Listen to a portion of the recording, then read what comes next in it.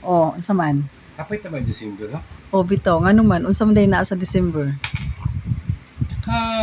Hula ko karon ba? Karon nagkakit ng daan, mga tulog ko, damgo ko.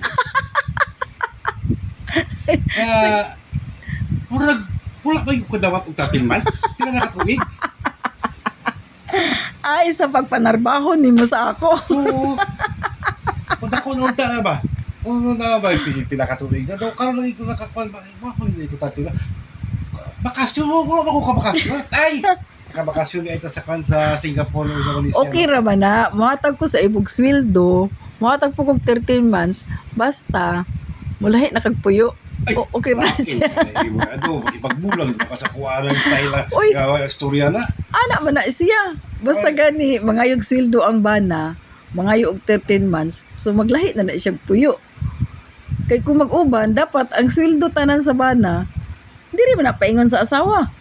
Kung maglahi ko, ikaw ba sige ubas ako lagi ko nimo ko palakon. Uy, wala gyud ko nagpugong ni mong lakaw dong. Ba magani ka sa kuha? Bawala na ikaw, ang nino na ako, pangita na yun ka? Ala nga, dili mangita kayo, makoy kauban, madlok na kong ako risa. Tama o na na ay. So, ang atong kwan, sunod yung na tuig ni kakaroon nga 2026 Oh. So, Bye sa pagkakaan mo kung mga